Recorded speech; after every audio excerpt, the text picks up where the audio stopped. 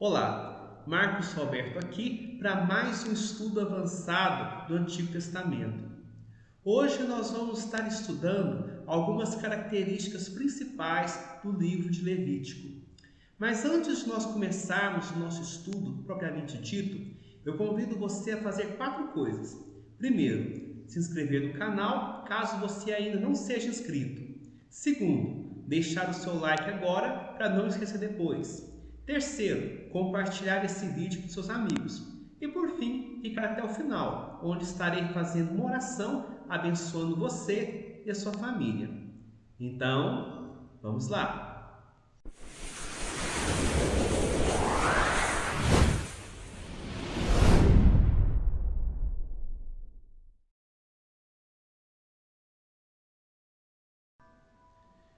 Hoje nós vamos estar falando sobre as características principais do livro de Levítico.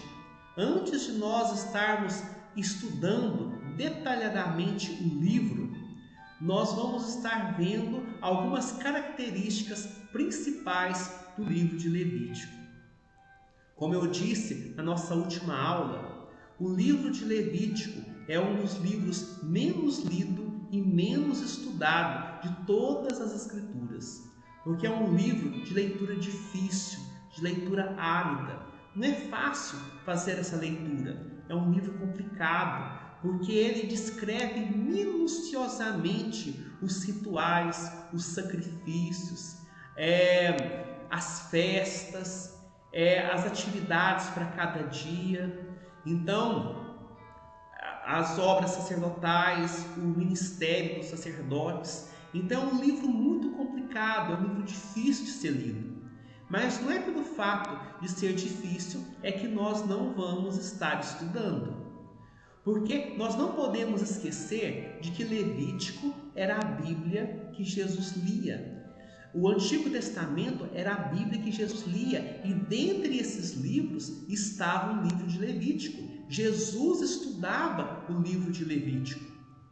E eu afirmo isso, eu provo isso, baseado em várias citações do próprio Jesus, que ele faz nesse livro. Jesus citou várias vezes o livro de Levítico nos seus ensinos. Então nós não podemos, de maneira alguma, desprezar esse livro, porque esse livro tem ensinamentos preciosos para mim e para você.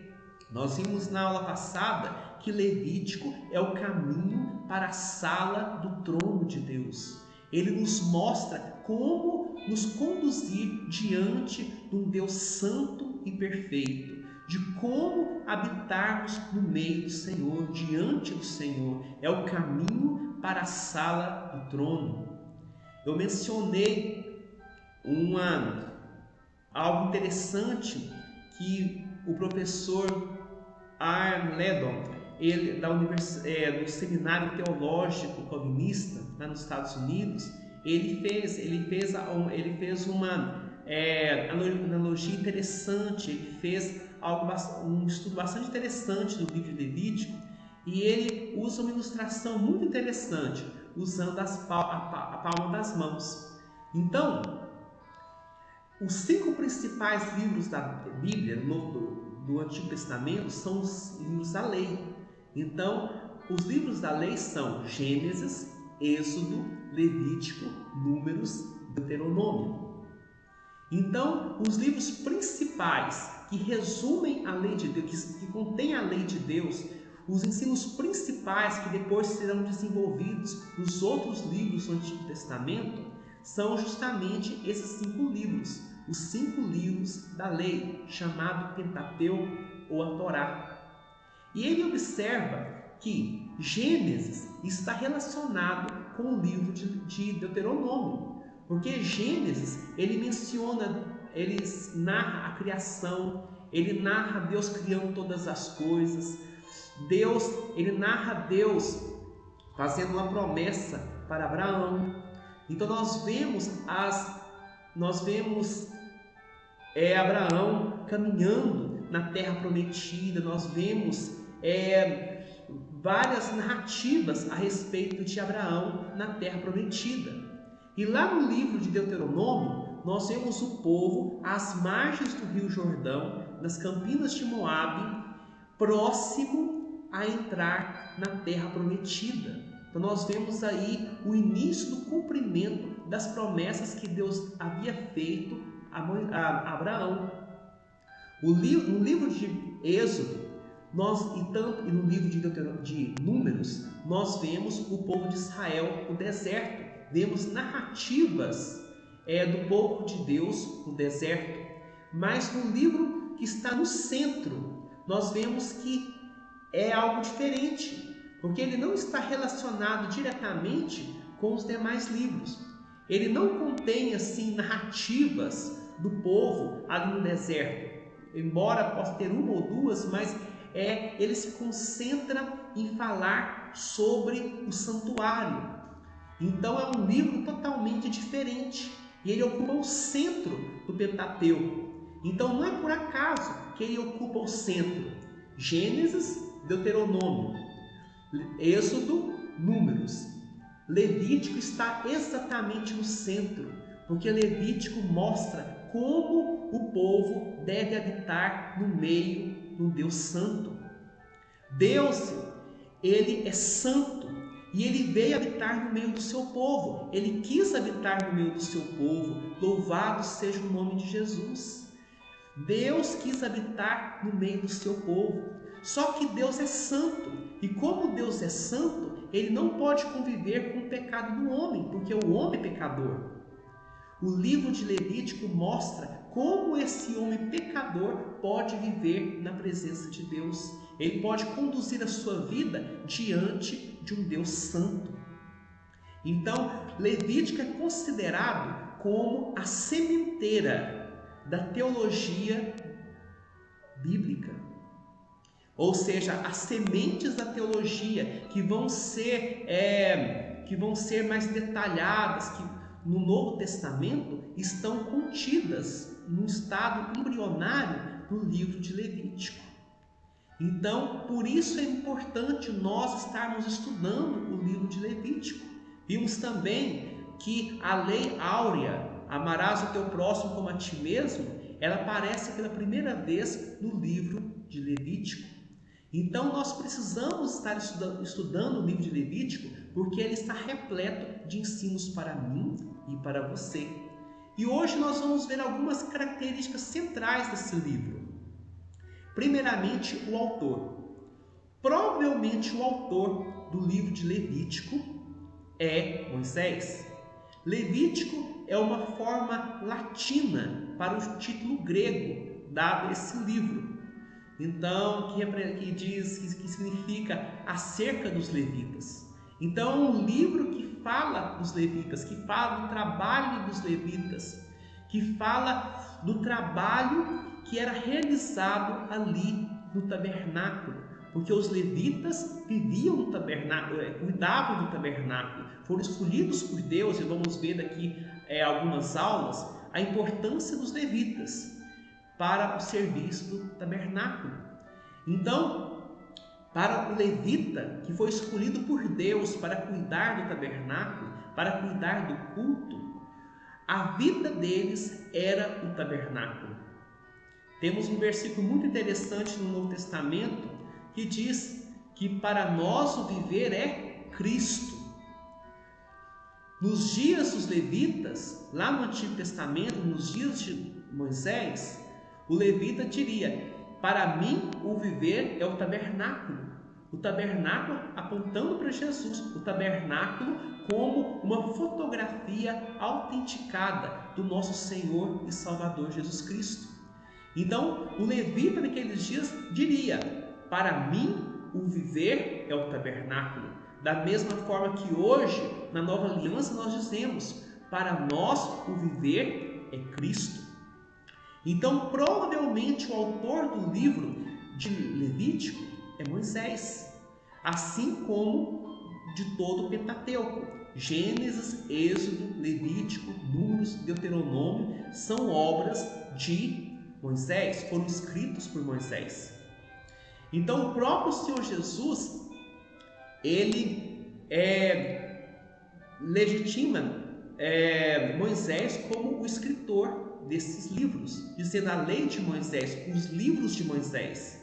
No século X, se levantou Ibn Hazm de Córdoba, um espanhol, dizendo que Moisés não teria sido o escritor dos livros da lei. Então, o Pentateuco não teria sido escrito por Moisés.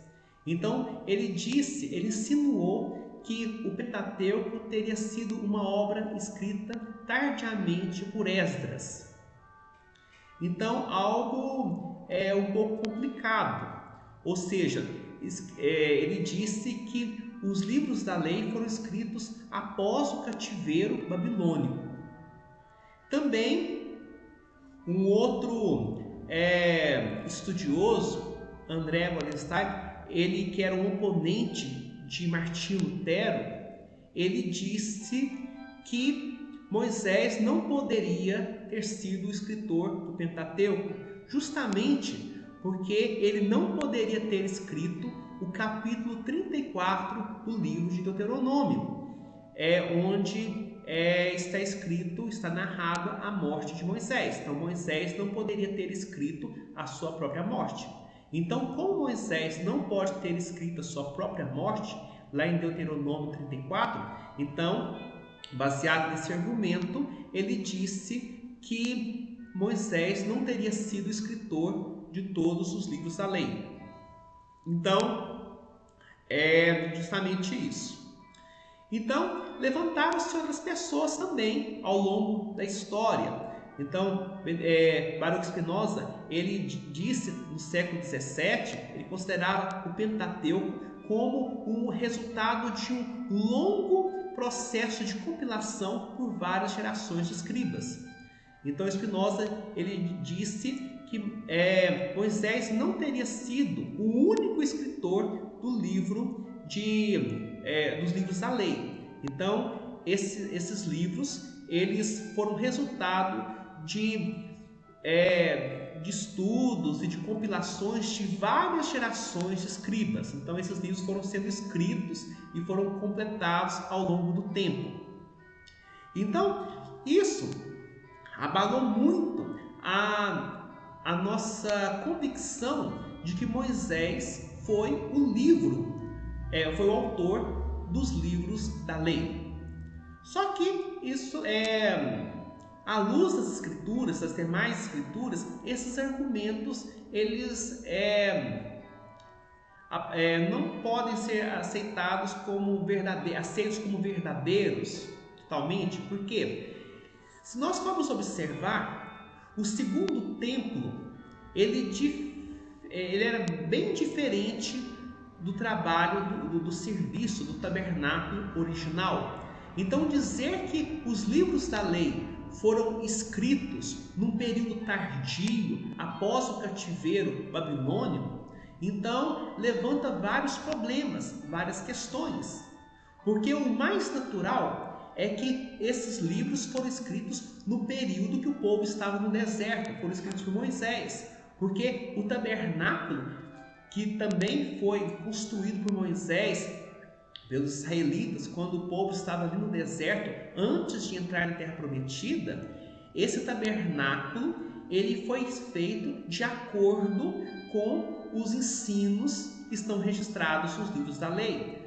O processo de culto seguia as orientações que estão presentes naqueles livros.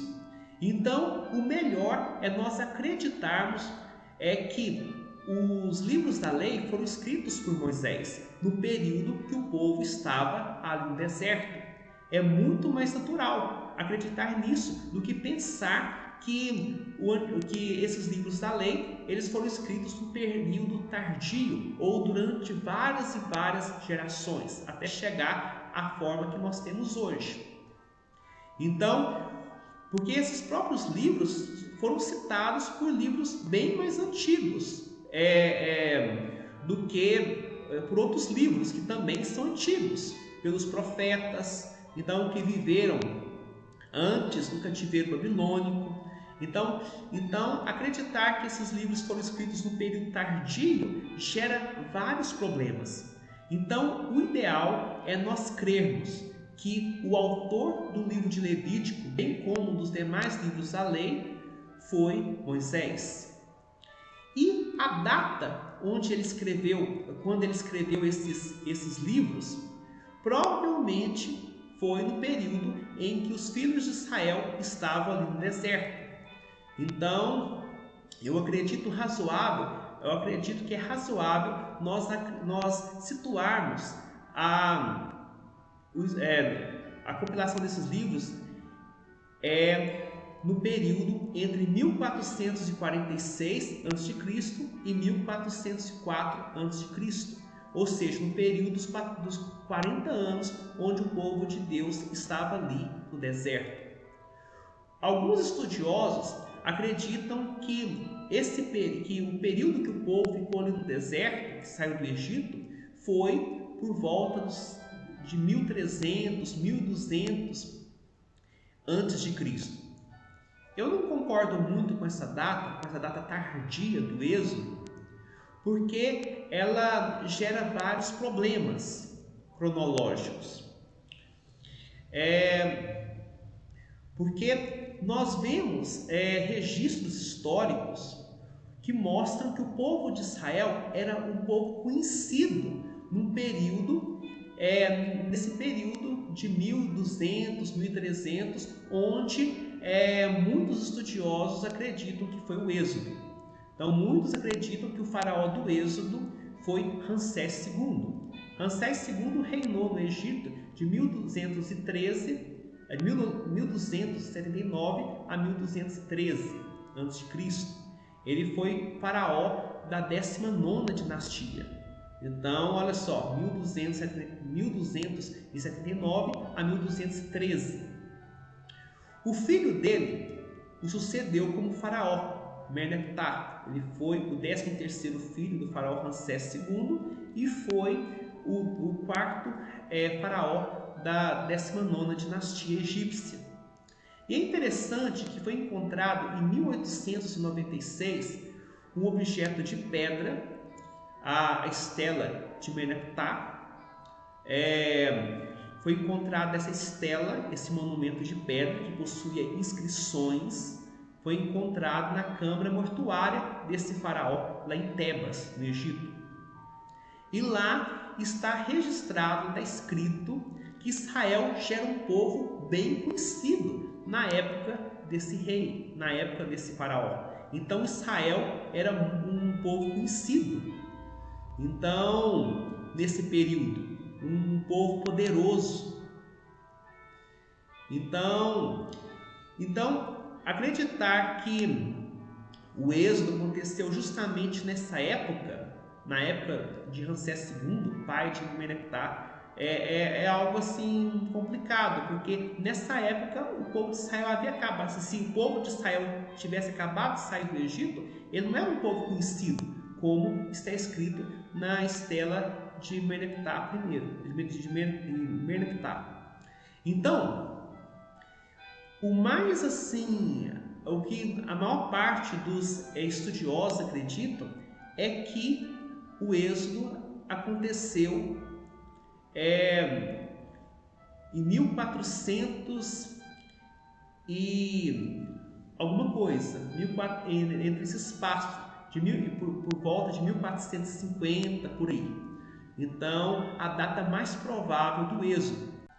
O faraó mais provável, um dos faraós mais prováveis, provavelmente foi Tutmés III ou Amenhotep II. Então, essa data é provável. Então, provavelmente o livro de Levítico foi escrito por volta de 1446 a 1406. É um período mais razoável para nós situarmos a escrita desse livro, a composição desse livro. Mas é algo de debates ainda, é um assunto muito debatido entre os arqueólogos, entre os estudiosos. Mas quais são os temas? O tema proeminente no livro de Levítico nós vimos é a forma de Deus habitar no meio do seu povo. Deus veio habitar no meio do seu povo. Deus é santo e o seu povo também deve ser santo para habitar no meio do seu povo. Então, o tema principal de Levítico é apontar o caminho para a sala do trono do Senhor. Então, dentro desse tema principal, nós vemos outros 3 temas dentro deles, incluído nele. Primeiro, Deus veio habitar no seu povo. Deus quer habitar na minha vida e na sua vida. Um Deus santo habitando no meio do seu povo. O segundo tema, Deus é santo e o seu povo também deve ser santo. O que significa a palavra santo? A palavra santo significa separado. Então Deus separou o seu povo para habitar no meio dele. Logo, a sua conduta deveria ser condizente com a santidade, com a perfeição de Deus. Mas como nós vimos em vários estudos, o homem é pecador, o homem não conseguiu ser santo, não conseguiu se afastar completamente do pecado. O homem não conseguiu satisfazer a justiça, cumprir o padrão de justiça que Deus queria, porque o homem é pecador. A Bíblia fala que todos pecaram e carecem da glória de Deus. Nós somos pecadores. Romanos 6:23 diz: porque o salário do pecado é a morte.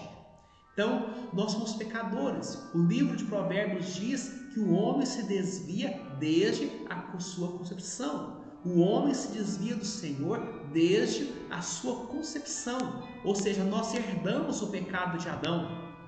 Toda a nossa natureza está contaminada. Quando Adão pecou, nós pecamos. Ou seja, o pecado entrou no mundo.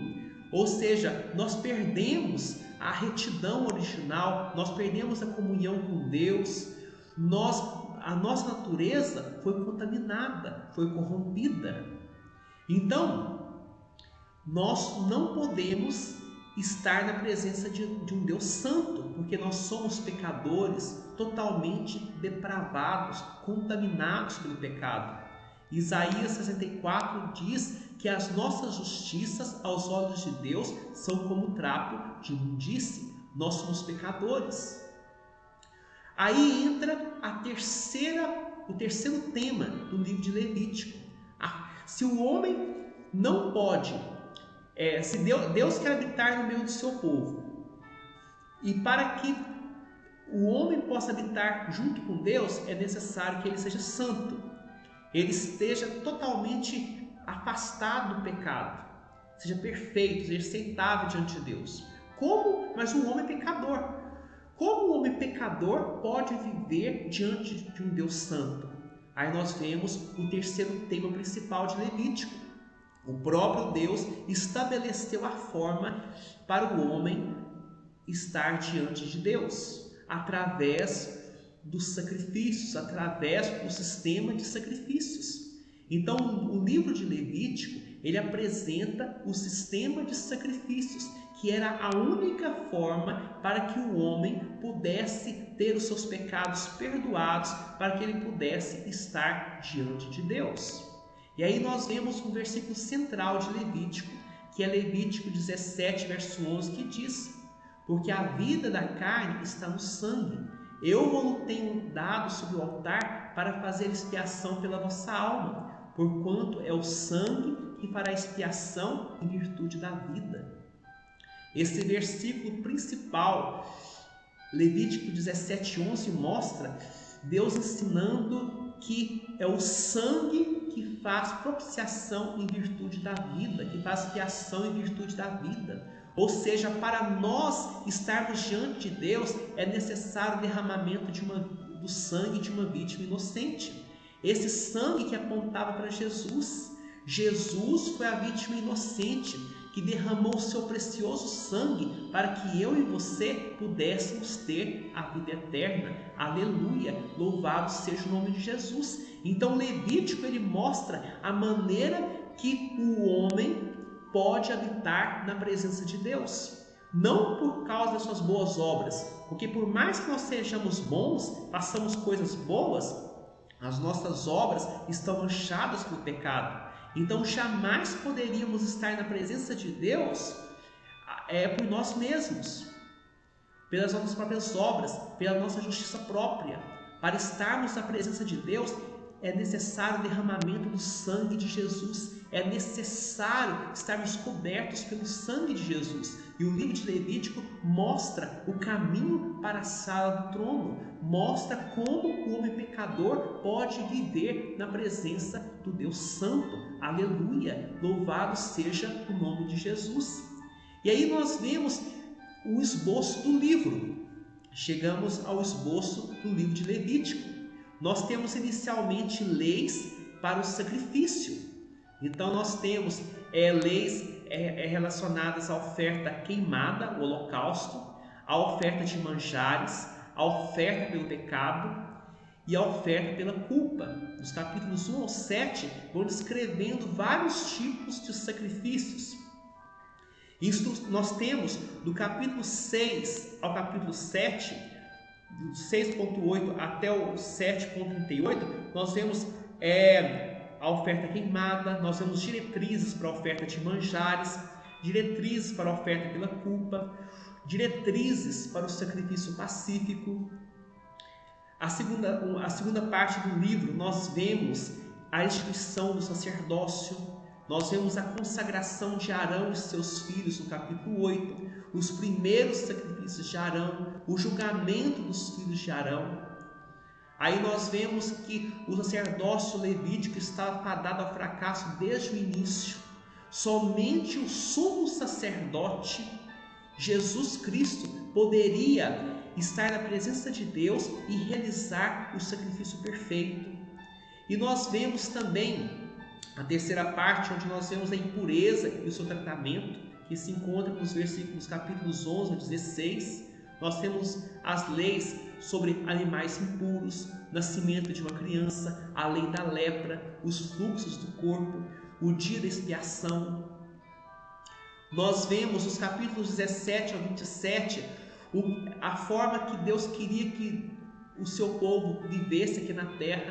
Nós vemos a parte de vários sacrifícios e tipos de alimentos que o povo poderia comer, a conduta sexual, os princípios de bom relacionamento com o próximo, que se encontra no capítulo 19, crimes sujeitos à pena capital, no capítulo 20, certos tipos de impedimentos dos sacerdotes, no capítulo 21, outras regras acerca dos sacrifícios, no capítulo 22. Nós vemos o relato das festas sagradas, no capítulo 23. Diretrizes para as lâmpadas e os pães do tabernáculo, no capítulo 24. A lei da blasfêmia, no capítulo 24. O ano do descanso, o ano do jubileu, o ano sabático, diretrizes para esses dias santos. A bênção e a maldição, no capítulo 26, e regras acerca dos votos e dos dízimos, no capítulo 27. Então, nós vamos estar estudando nessa série de aulas sobre Levítico, nós vamos estar estudando sobre o sumo sacerdote e os sacerdotes. Nós vamos estar estudando os 5 tipos de sacrifícios e ofertas e as 7 festas fixas, segundo o calendário de Israel. Então, que nós possamos ter perseverança no estudo do livro de Levítico. Levítico, ele aponta o caminho para a sala do trono do Senhor. Deus quis habitar no meio do seu povo. Só porque um Deus santo habitando no meio do seu povo, só poderia ser possível se esse povo também fosse santo, esse povo fosse separado por Deus. E nós vemos Deus preparando um sistema de sacrifícios para que esse povo pudesse estar na presença do Deus Santo. Deus estava ensinando desde o início que para que o homem pecador pudesse estar na presença de Deus, era necessário o derramamento do sangue de uma vítima inocente, como nós vimos lá na série de estudos sobre o tabernáculo. Então, que Deus possa abençoar você e a mim nessa série de estudos sobre o livro de Levítico, e que nós possamos aprender a viver na presença de Deus, que eu e você possamos ter prazer em estar na sala do trono, que possamos com intrepidez entrar na presença de Deus diante do nosso sumo sacerdote Jesus, para oferecer sacrifícios de ações de graça. Amém? E agora eu quero orar por você, abençoando você e a sua família. Ó Deus, Deus Santo, Deus Eterno, graças, ó Pai, eu te dou porque o Senhor é bom e porque a sua misericórdia dura para todos sempre. Não existe outro Deus além do Senhor, ó Pai. Não existe outro que mereça a nossa adoração a não ser o Senhor, ó Pai. Só o Senhor é santo, só o Senhor é reto, só o Senhor é gracioso. Santo, santo é o Senhor Deus Todo-Poderoso, Pai. Não existe outro Deus além do Senhor, ó Pai. Não existe outro que mereça a nossa adoração a não ser o Senhor. Só o Senhor é santo, só o Senhor é gracioso, só o Senhor é tremendo, Pai. Bendito seja o nome do Senhor, ó Pai. Tua, Senhor, é a grandeza, o poder, a honra, a vitória e a majestade, porque Teu é tudo quanto há nos céus e na terra. Teu, Senhor, é o reino, e Tu te exaltaste por chefe sobre todos. Riquezas e glória vêm de Ti, Tu dominas sobre tudo, na Tua mão há força e poder, contigo está a engrandecer e a Tu dar força. Agora, pois, ó nosso Deus, graças, ó Pai, nós te damos e louvamos o Teu glorioso nome. Santo, santo, santo é o Senhor Deus Todo-Poderoso. Tu és digno, Senhor e Deus nosso, de receber a glória, a honra e o poder, porque todas as coisas Tu criaste, se por causa da Tua vontade vieram existir e foram criadas. Santo, santo, santo é o Senhor Deus Todo-Poderoso. Santo é o Deus Pai, santo é o Deus Filho e santo é o Deus Espírito. Toda honra e toda glória sejam dadas ao nome do Senhor Jesus, ó Pai. Bendito seja o Senhor, ó Pai. Eu quero Te louvar, Deus, pelo livro de Levítico, Pai, porque esse livro tão maravilhoso, Pai, nos mostra o caminho para entrarmos, ó Deus, na sala do trono do Senhor, ó Pai. A Tua palavra diz que o Senhor está sentado no alto e sublime trono, mas também a Tua palavra diz que o Senhor se inclina para ver o que se passa no céu e sobre a terra. O Senhor está perto daqueles que Te invocam em espírito e em verdade, Pai. Oh, meu Deus, perdoe os nossos pecados. Nós somos pecadores, ó Pai, mas o sangue do Senhor Jesus Cristo nos purifica de todo pecado. Toda honra e toda glória sejam dados ao nome do Senhor Jesus. Não existe outro Deus além do Senhor, ó Pai. Não existe outro que mereça a nossa adoração a não ser o Senhor, ó Pai.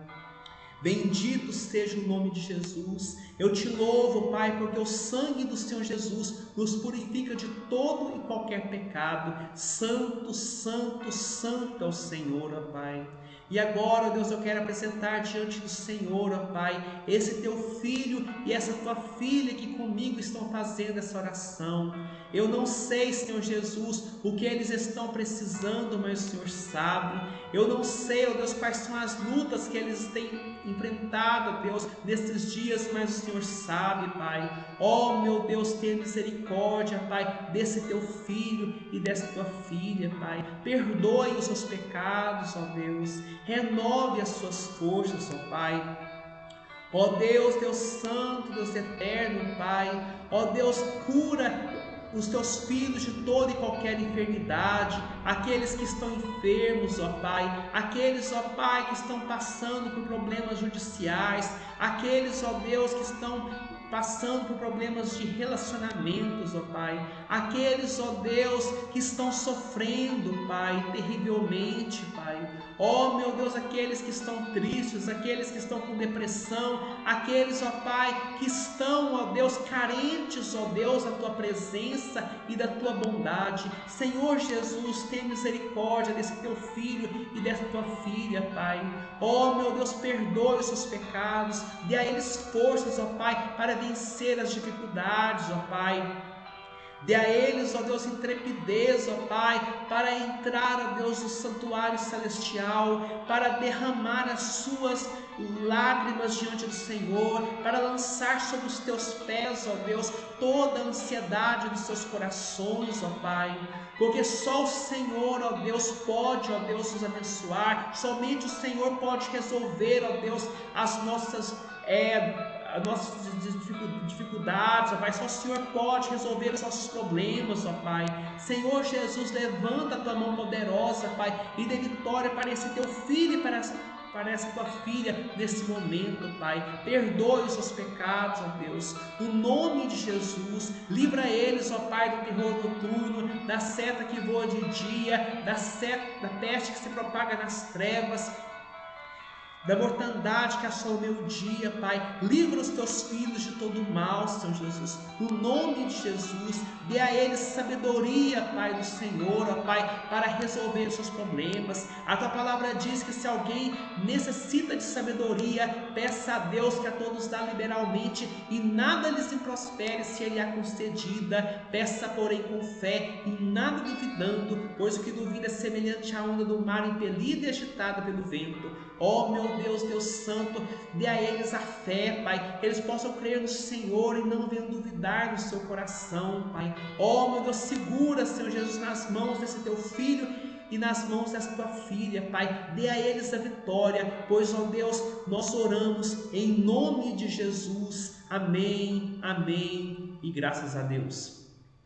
Que o Senhor possa te abençoar poderosamente, que o Senhor te livre de todo o mal e que o Senhor te dê a paz. E eu te vejo no nosso próximo estudo, se o Senhor assim for servido. Então, um grande abraço e fique com Deus.